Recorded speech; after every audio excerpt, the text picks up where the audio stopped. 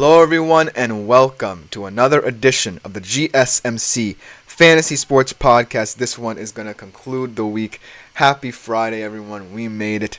It should be a fantastic show ahead for you guys. Continuing with my player profiles and mixing in a little bit of Euros. I know you footy fans are in full voice out there, hiding in the weeds, ready to come out and show some love to this segment.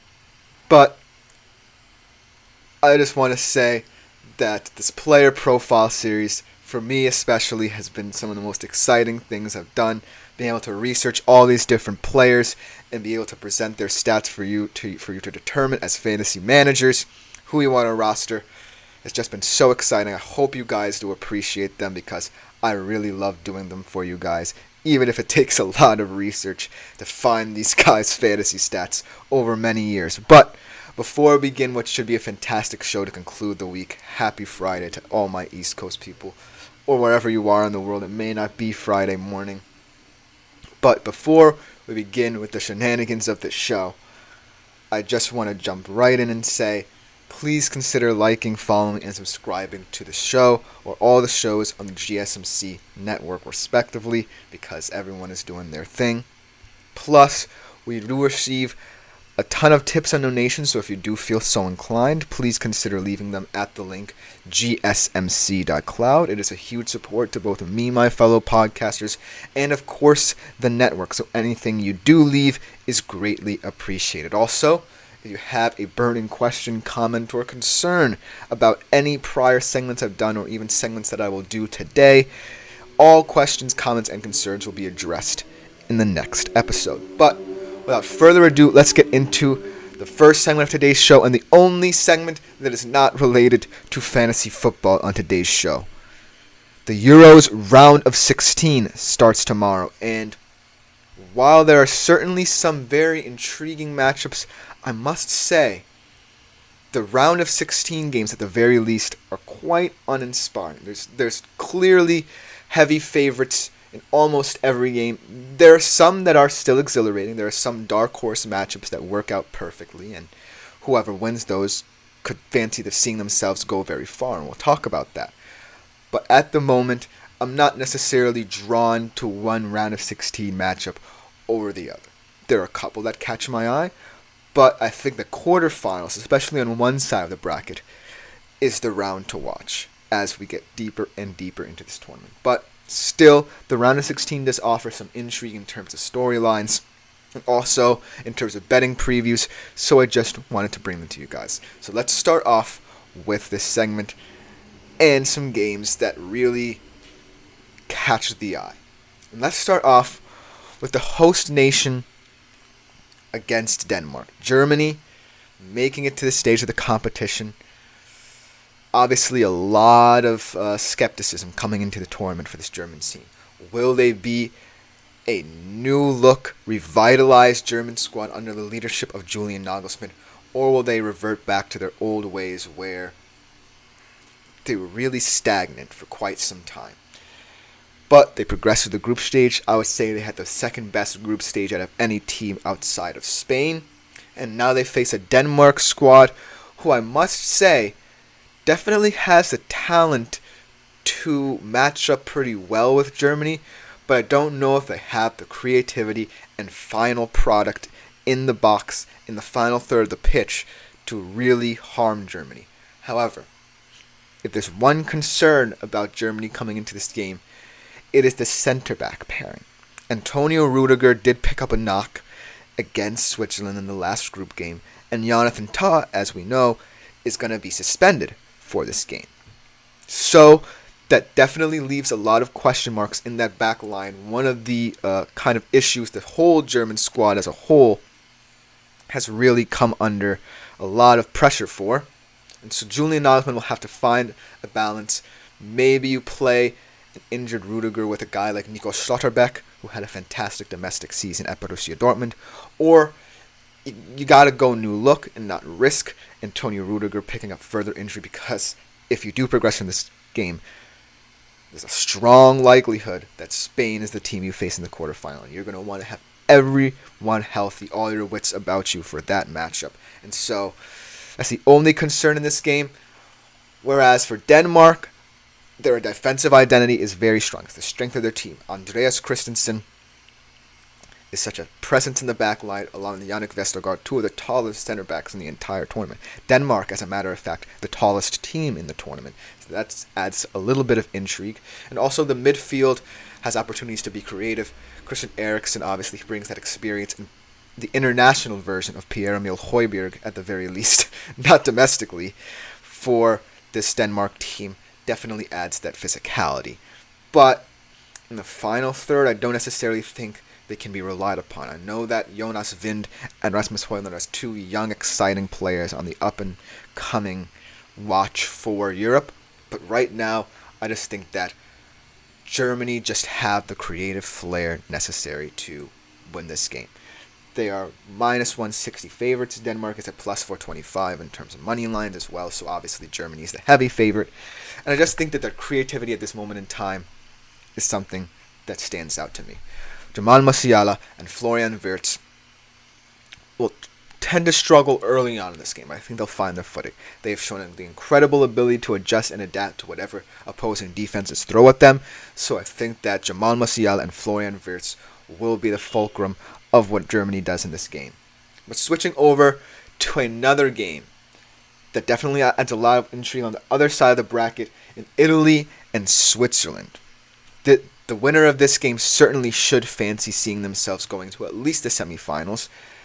And to be honest with you, I genuinely believe Switzerland is the favorite in this game, even though the betting odds say otherwise. They are at plus 225. Italy's at plus 145. So actually, really, Italy's not necessarily a heavy favorite. Obviously, they are the defending Euros champions, but they have looked very vulnerable. If anything, their best players have been their defenders. And Riccardo Calafiori, Alessandro Bastoni have done a very good job at the center-back position to combat all the opposing teams, especially in Group B, which was the group of death this year, against teams like Spain and Croatia and Italy.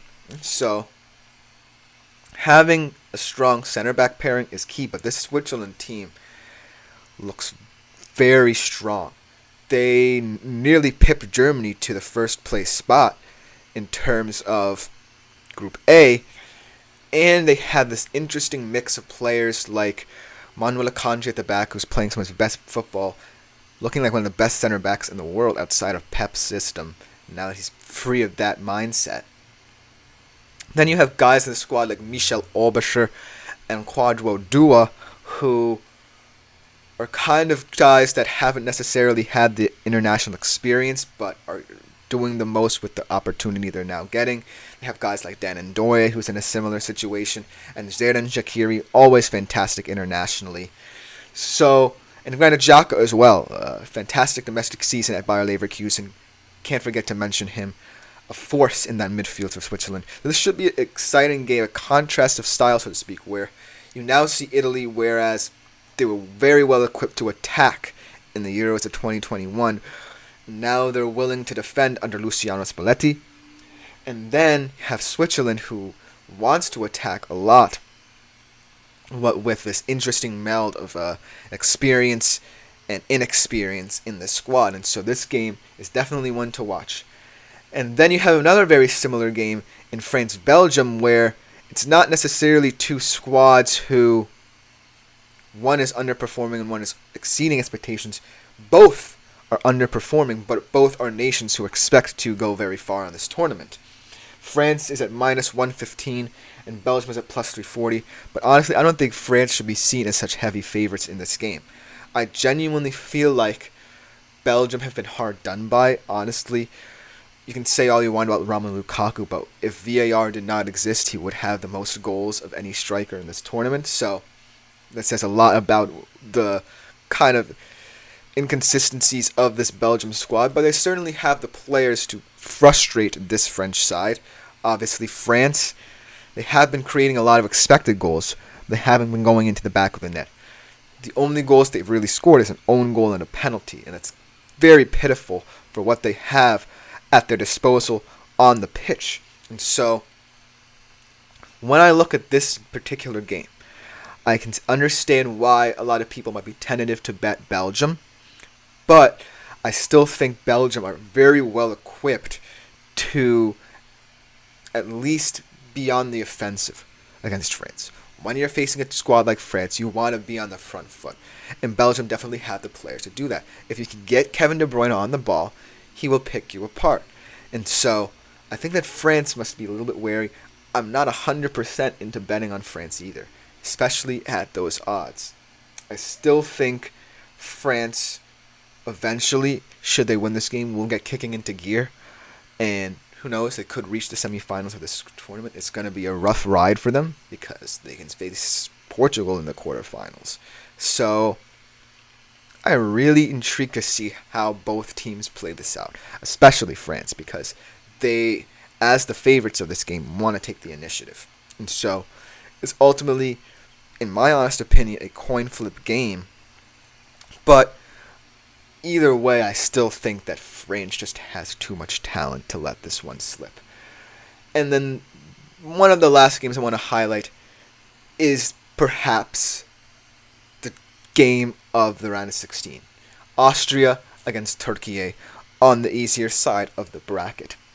These two have been the hugest dark horses of this tournament. Austria winning a very tough group over the likes of France and the Netherlands.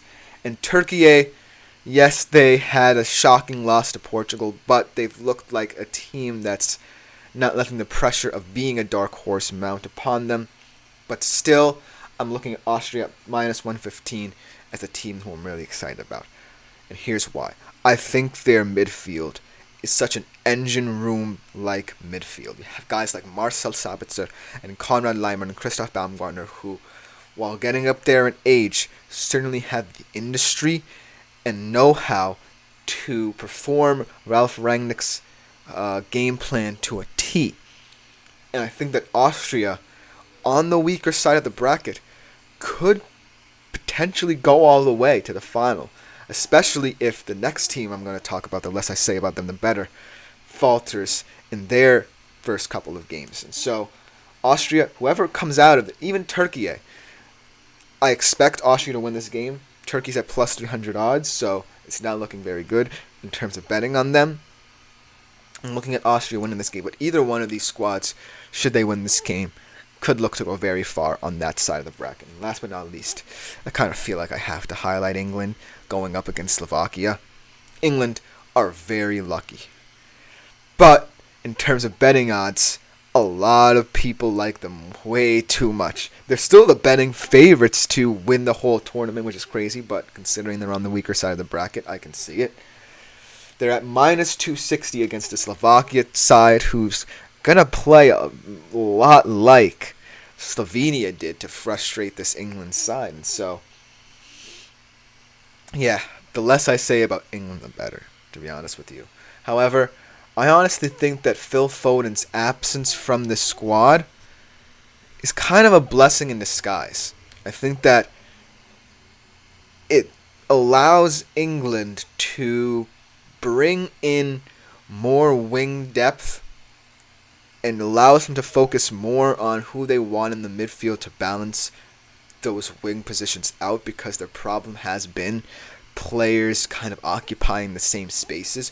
So I think that should Phil Foden miss this game, I think Gareth Southgate needs to take the initiative to say, I need someone on my wings, someone maybe like a Palmer, and maybe someone like a Mainu in my midfield to occupy spaces that other players don't occupy, to mitigate for what guys like Bellingham and Rice do.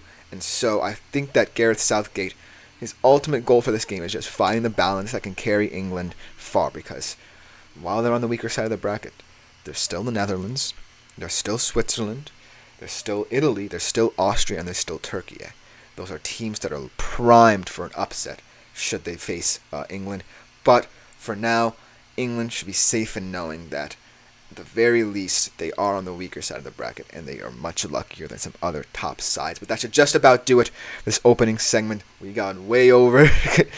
But I'm very happy talking about the Euros. It's been a very fantastic tournament, and I hope that the round of 16 lives up to its ability. But coming up next, we transition to our player profile series, and we are going to be talking about a wide receiver who's always going to be in the wide receiver one conversation. We'll be right back on the GSMC Fantasy Sports Podcast to continue our player profile series.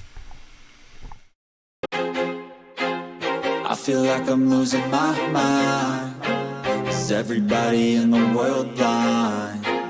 Please, Lord, give me a sign, a sign. I feel like I'm losing my mind. Is everybody in the world blind? Please, Lord, give me a sign, a sign. I wanna be the greatest. Everybody on the fake shit. I look around and feel like everybody is the fakest. I make this every day and I'm impatient, hoping one day I blow up from the basement. Statement, the top is so vacant. I don't hear shit that I think is amazing. Waiting for my day when I'm playing sold out shows for 1,000 faces. Hey, give me that crown, get in my way and to be put down. It ain't your place, all this my town. If I want that shit, then I'll get it right now. I'm losing it, the noose it fits. I'm losing shit, a stupid myth. You choose to live or choose to dip. You choose to fight or lose your grip and lose a gift. I feel like I'm losing my mind. Is everybody in the world blind?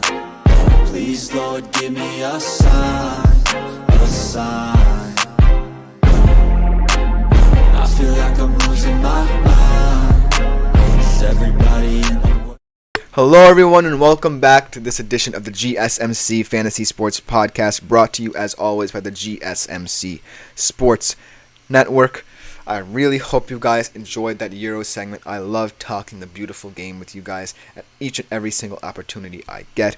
So I hope you guys enjoy that segment. But before we get into our fantasy player profiles and switching to the mindset of the upcoming fantasy football season, I want to remind you guys yet again that if you do feel so inclined, please consider leaving a tip at the link gsmc.cloud. It's a huge support to both me and my fellow podcasters and ultimately the network, so anything you leave is greatly appreciated. But without further ado, let us transition from the world of a beautiful game to another beautiful game, at least to American fans in football, and specifically fantasy football.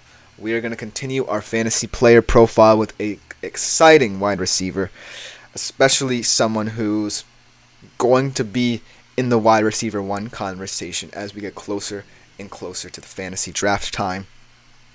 That player, of course, is Tyreek Hill.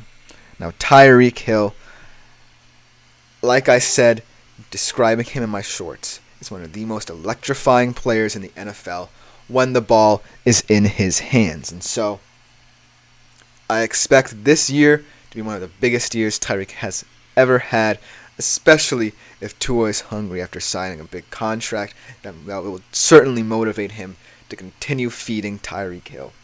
But let's look at Tyreek Hill's fantasy career stats first above anything else. 1,586.5 fantasy points accrued throughout his career. His best season was last year, where he garnered 257.4 fantasy points. He was last year with wide receiver 2, of course. He was battling with CeeDee Lamb for that wide receiver 1 position. Ultimately fell a little bit short, but he can take something away from last season, that it was a career high year for him in almost every category. Career highs in terms of targets with 171 receiving yards at 1,799, and fantasy points per game where he averaged a crazy, staggering 23.5 fantasy points. He was also first, and this is very important to know in terms of, say, PPR leagues, if you're interested in him there, in target share, second in air yard share, and first in yards per route run. So if you're someone who's very interested in good route running receivers, especially in terms of PPR and receivers who are going to get a fair share of targets, especially in a system much like the Miami Dolphins, then Tyreek Hill is definitely your guy.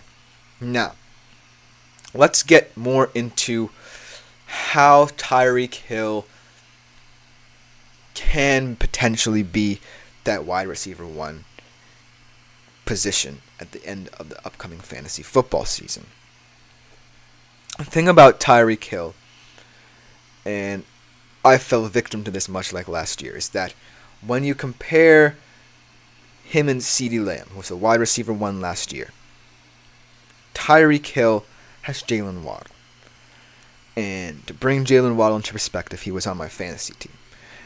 And while he's a fantastic wide receiver 2 option for a fantasy team, it's definitely annoying considering the fact where you can be like, oh, I wish I had Tyreek Hill.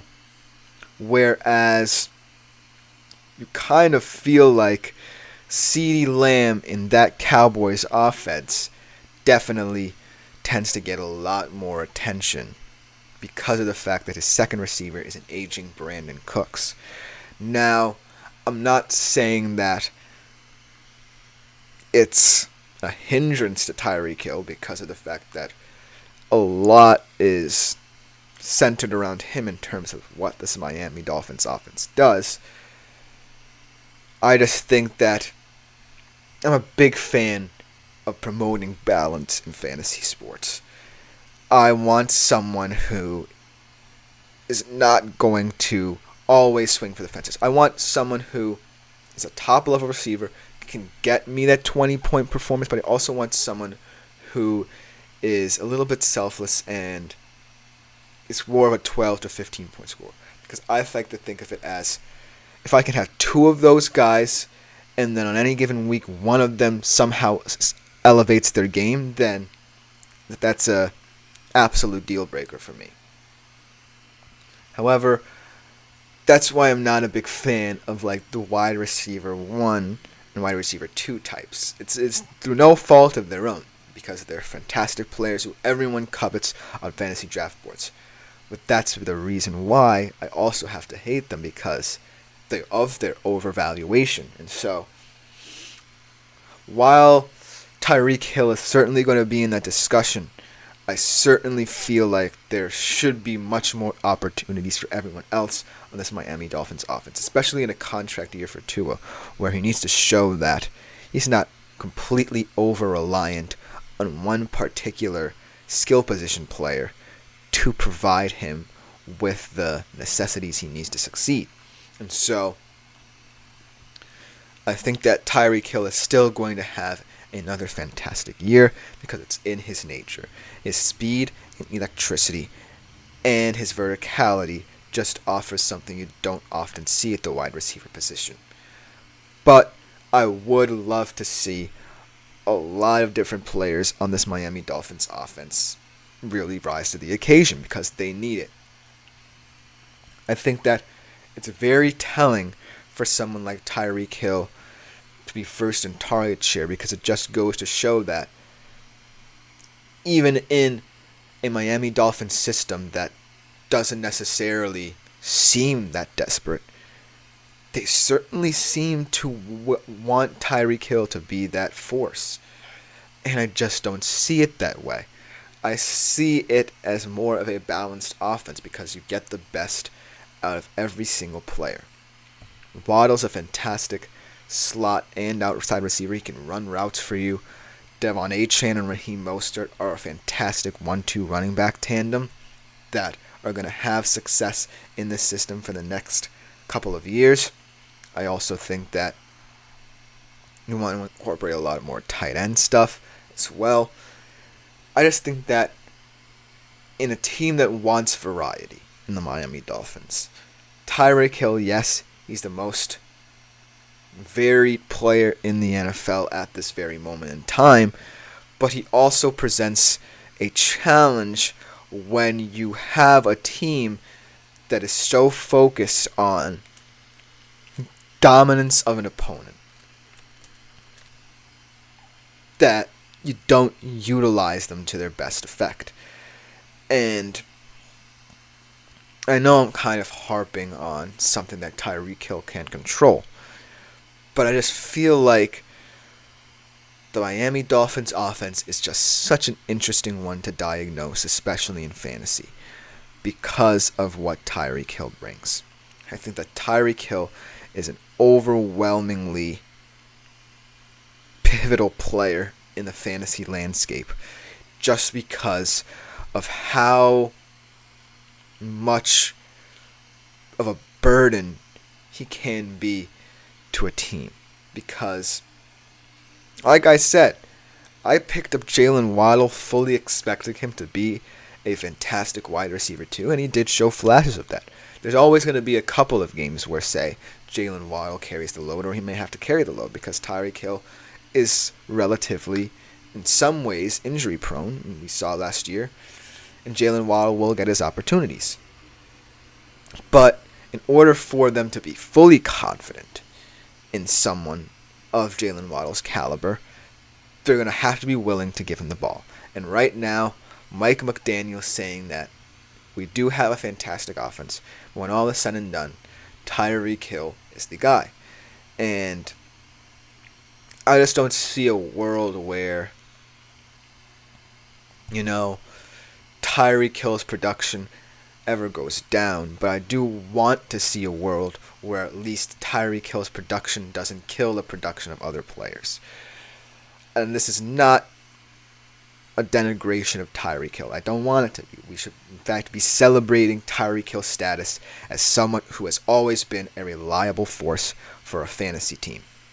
As a fantasy manager myself, I would be considering Tyreek Hill as my wide receiver 1 any given day of the week.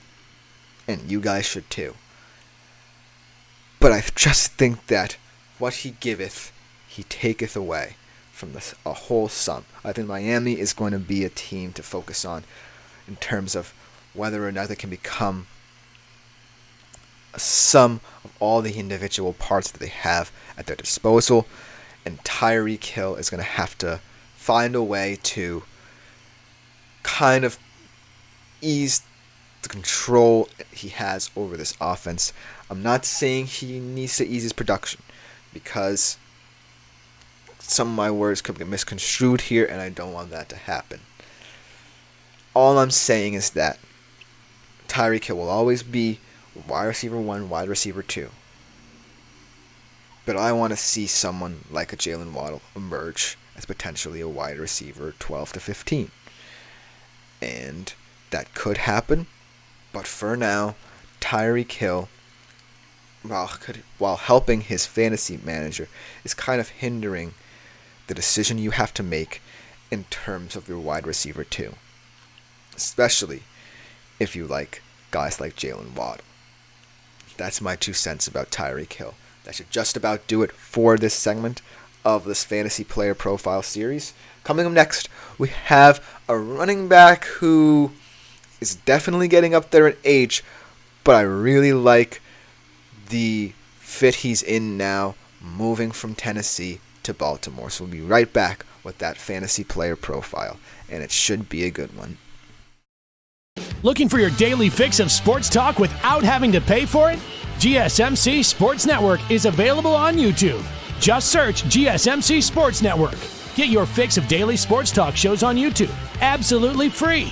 NFL, college football, NBA, MLB, MMA, UFC, fantasy football, and so much more. GSMC Sports Network has shows running all day long, with new sports shows starting every 2 hours. Just like on your favorite cable sports channel, except GSMC Sports Network is absolutely free. Just search GSMC.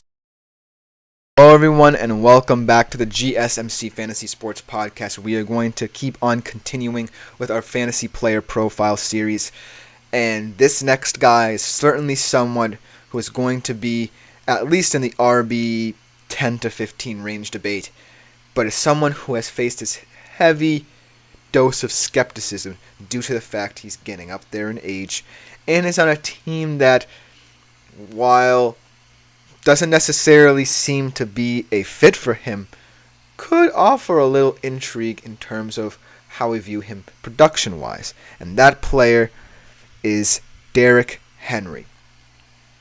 Derrick Henry, after many years with the Tennessee Titans, where he was a force to be reckoned with, moves to the Baltimore Ravens, where they have been trying to find a running back who they can solidify as their RB1. They've always been a running back by committee approach kind of team. Now they have their guy who they expect to deliver for them in Derrick Henry. And throughout his career, Derrick Henry certainly has delivered. 1,657.5 fantasy points he has accrued throughout his entire career. His best season was in 2020. And I believe that was the season where he had his heroic 99-yard run, the stiff arms. A lot of memories from that season where he garnered 314.4 fantasy points in total. Now, the big question about Derrick Henry has always been his production and whether or not it's going to wane. But last year, in his age, I believe, 28 season, there was no signs of slowing down, much to some people's surprise, and it might surprise you as well. He was first in rush attempts, second in rush yards, 9th in explosive run rate, 11th in yards after contact, 11th and 14th in targets per route run, and respectively, he was 7th and 1st in yards per route run as well. So, ultimately, as you can see, Derrick Henry still has value. Now let's talk about how he fits on the Baltimore Ravens, because the Baltimore Ravens are definitely not going to be as over-reliant on him as the Tennessee Titans were. However, in hindsight, I do believe this is a fantastic pickup for this Ravens squad. For all the Ravens running backs throughout the years, whether it be a guy like Gus Edwards, Justice Hill, Keaton Mitchell now, they always offer something very similar to what Lamar Jackson does. And Lamar Jackson is a very flashy runner of the football with his dual threat ability. And so, while Derrick Henry certainly seems like a weird fit in terms of his more physical style of play to counteract that, I see as the perfect foil to what John Harbaugh wants to do on offense with Lamar. And so, looking at how this opens up the Ravens' offense certainly is something to look out for in this upcoming season, because I feel like they moved more to the spread offense because I feel like Lamar trusted his wide receivers a lot more. And now that Derrick Henry adds that power at the running back level, I certainly feel like John Harbaugh is going to use him as kind of the bell cow of this offense.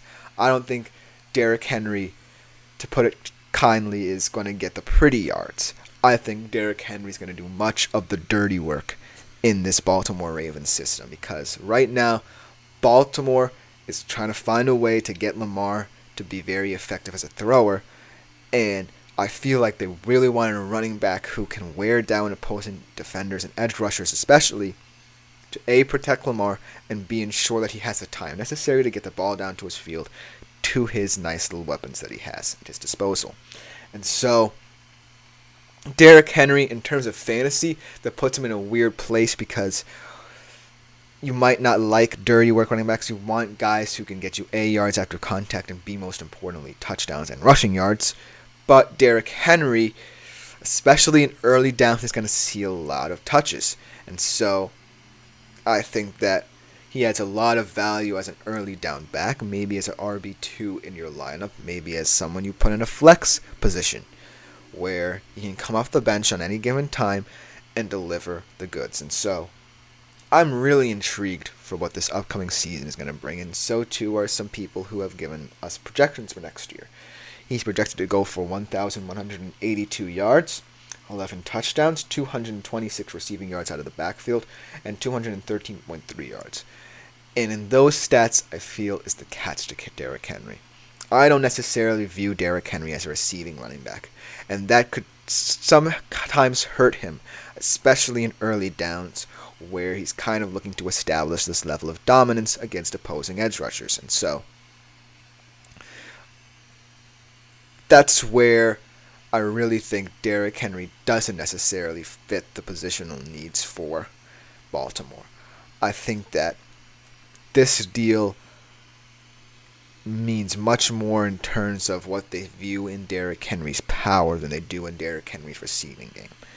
And so, especially if you're a PPR player or someone who really values guys who give you that level of receiving production at the running back position, Derrick Henry might be someone you want to shy away from. I think that Derrick Henry is always going to have that extra gear to him, but it's not going to come in the receiving game. I think that his screen action days are over. I don't necessarily see him running routes in the system because this one was all about opening up the offense to the best of its abilities. And in order to do that, Derrick Henry might have to do the gritty things that I was mentioning before. Now, how this affects the Ravens as a fantasy team. The Ravens have always been a fantasy team where you don't necessarily consider many people outside of Lamar. I don't necessarily think that's the case this year because of the fact Zay Flowers is looking like he's going to have a breakout year. Mark Andrews, at the very least, is at least a tight end 8, in my humble opinion, in terms of fantasy. I think that Mark Andrews has a lot of value to this offense. And so, I feel like Derrick Henry is going to be viewed very heavily in terms of the first couple of weeks. Derrick Henry might even be someone who a lot of people stream week to week.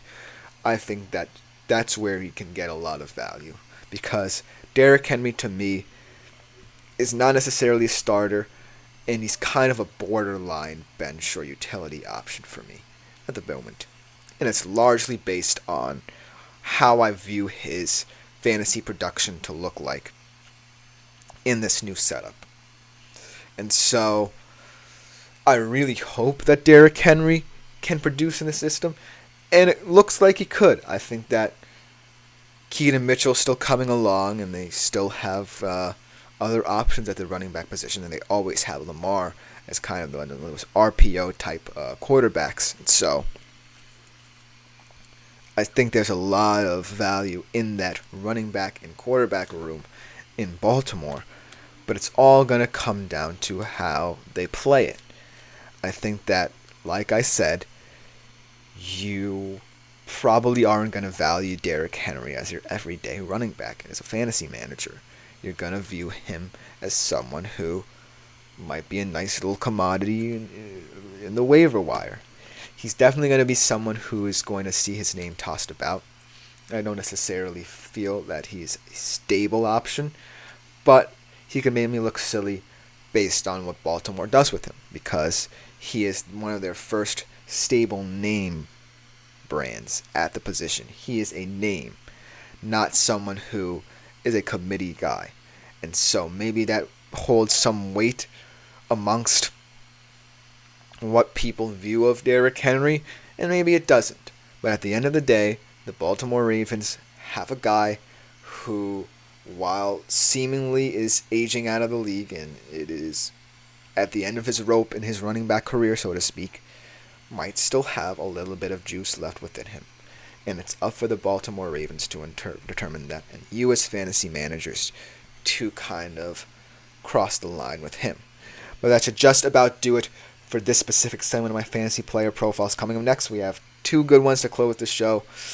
In a wide receiver who's kind of in a weird place in a team that has very inconsistent questions at the QB position. And then, unfortunately, we're going to end on kind of a somber note as we talk about another running back who, due to an injury he sustained similar to the one he sustained in college, might be at the end of his rope.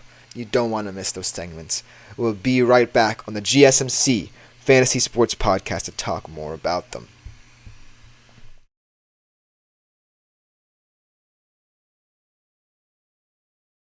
For the best and latest podcasts available anywhere, go to the podcast app on your cell phone and type in GSMC to access free content-rich podcasts on health and wellness, book reviews, sports, entertainment, relationships, social media, movies, technology, finance, and even weird news. Subscribe and download the GSMC Podcast Network's family of shows, available everywhere podcasts. Hello, everyone, and welcome back to the GSMC Fantasy Sports Podcast, brought to you, as always, by the GSMC Fantasy Sports Network. We are in the home stretch of today's show, and we have two fantastic segments. One about a guy who, unlike the other receivers I've talked about, is in a situation that might not prove to be to his benefit, and then On a somber note, a running back who I kind of feel like I have to talk about, but don't necessarily want to, because it's a very sad story to tell. But let's start out with kind of the happier situation, shall we? With a receiver who, on any given time, can be in at least the wide receiver 5 conversation. But he's entering a year with a team that definitely has a lot of question marks surrounding their offense, especially how their head coach views it as well, in Davante Adams. There are going to be a lot of critics, a lot of skeptics talking about Davante Adams in this season. That is my bold prediction about a player like Davante Adams, and here's why. Davante Adams, no matter where he goes, no matter who his quarterback is always going to be one of the best receivers. Pick any wide receiver room in the NFL, and Davante Adams is at the very least their second option in their system. Very rarely do you see a guy like Davante Adams in this league. He's a fantastic route runner. He's very savvy. He's one of the most intelligent wide receivers in the league, and he offers a lot of value in terms of his production. And we saw it for many years in Green Bay, and now he's in Las Vegas, where it's kind of shaky. But let's go over the positives. Throughout his career, he's amassed 1,650 fantasy points. His best season was in Green Bay, though, with 243.4 fantasy points.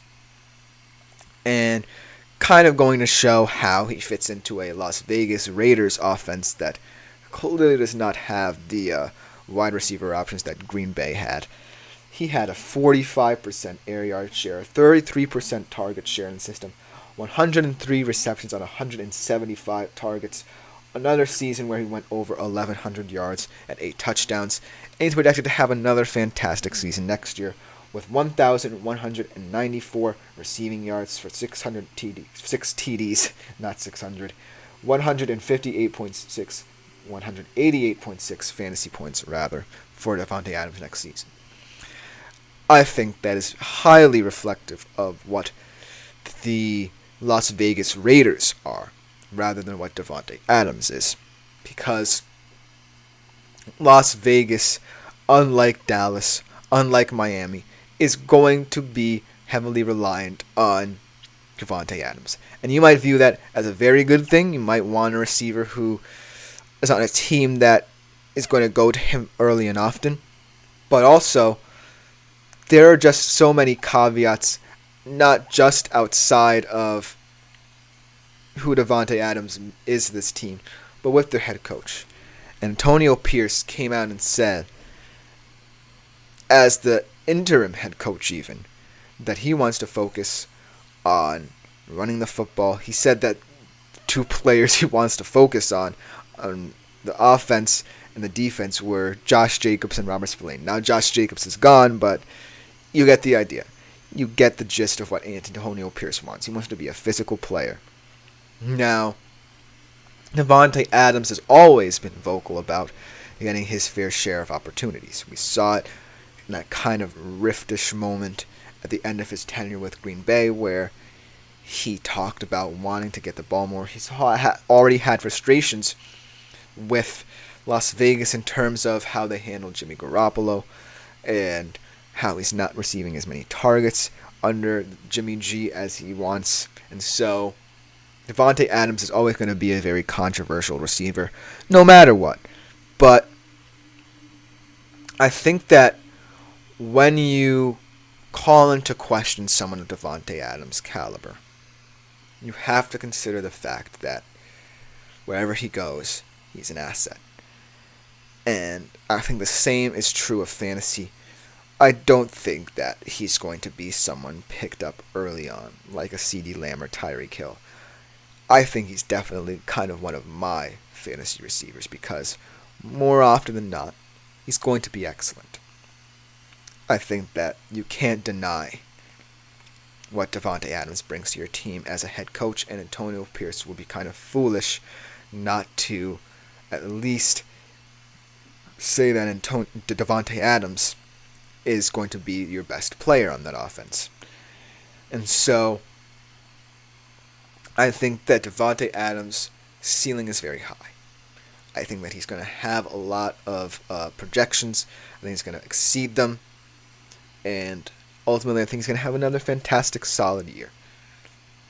However, the caveat is he's going to have a lot of lowlights. I think this is going to be a very uneven year for Davante Adams. I think that when you look at this quarterback room, it's very uninspiring.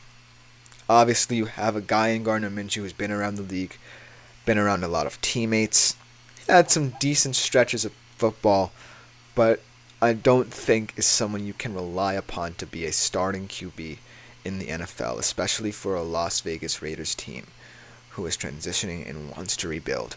I certainly think that Gardner Minshew is a fine bridge option, but if you invest time into him, let's say he has a good season, I don't want the Raiders to be blinded by that. I think that in order for this to be a success story for both Davante Adams and Antonio Pierce, you really need to look to the future at the QB position. You have a guy in Aiden O'Connell who could be that future. I certainly think there is a lot to work with for him. I certainly think that being thrown into that situation was kind of daunting, and that's the reason why we saw so many failures with him.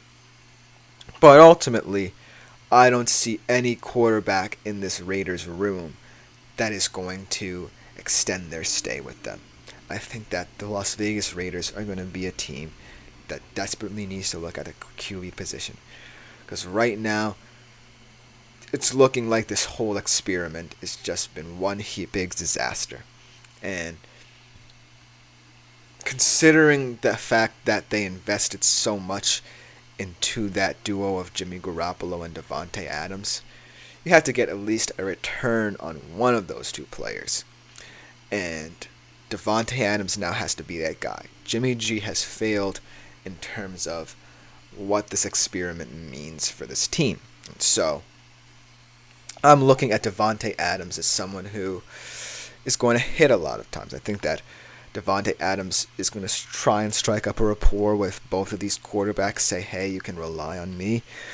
Look to me to get you your level of production that you need, and for me to be happy and satisfied in this offense, and we will reap the rewards of that. But right now, Davante Adams is in a weird place, not just in real life, but in the fantasy landscape, where perhaps you're turned off by the quarterbacks, and also the fact that perhaps Antonio Pierce is going to want to incorporate some of his philosophies into this squad. And ultimately, I feel that another huge part of it is Davante Adams' ego. He certainly feels as if he is one of the best receivers, and he certainly believes that he is one of the best receivers in the league. But I certainly feel like in a rebuilding team, even though you're pushing to be the number one go-to guy on it, you kind of need to let ego aside. I think that Davante Adams needs to find a way to reel himself in if things aren't going his way in order to be able to help this team, because it's not going to be about him always. And I think it's going to be reflected in his fantasy stats next year. But I think Davante Adams certainly can be a team player in every respect of the word, and how he plays for this team, how he elevates this team that's heavily in transition and trying to figure things out. I think that Davante Adams, in my humble opinion, is not a starter at the moment. I think he's a fantastic bench option coming off the bench, potentially having a huge game for fantasy managers everywhere. But right now, I think the focus for Davante Adams in his career lies within helping the Raiders. Because right now, that whole experiment looks to come crashing down on the Raiders' ownership. And it's not going to look pretty if Davante Adams doesn't bolster this squad. And so, that's the primary keys I'm looking for Davante Adams as a fantasy prospect. If you prove to be more of a team player, I'll respect you more than if you swing for the fences and want to be a fantasy guy who's scoring 20 to 25 points a game. So that should just about do it for this segment of the show. in terms of my player profile series coming up next. This is going to be a very tough segment to get through because this is one of my favorite players in the league, and it's kind of sad to see that moniker, that name brand being taken away from him as we look at him from a fantasy perspective and also in real life. So it should be kind of a somber ending to the show and this week on the GSMC Fantasy Sports Podcast. Hope you guys enjoyed this segment because the next segment might be a brutal one. We'll be right back.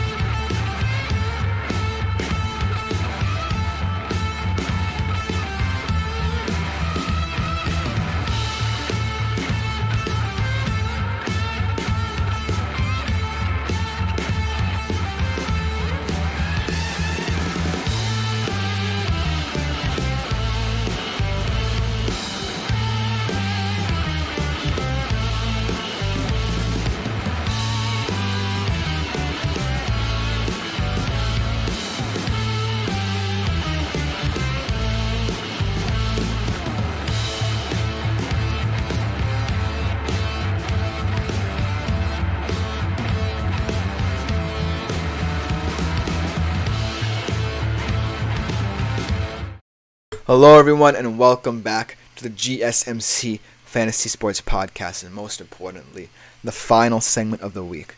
I'm kind of sorry guys, this is going to kind of be a pretty sad and telling fantasy player profile for you guys. This guy has always been one of my favorite players to watch, just the joy he brings both on and off the field, not just as a player but as a person. And to see it all taken away from him last season was just painful to watch. And just trying to do as much research on him as I can in a terrible time for him and for fantasy managers everywhere. The player, of course, in question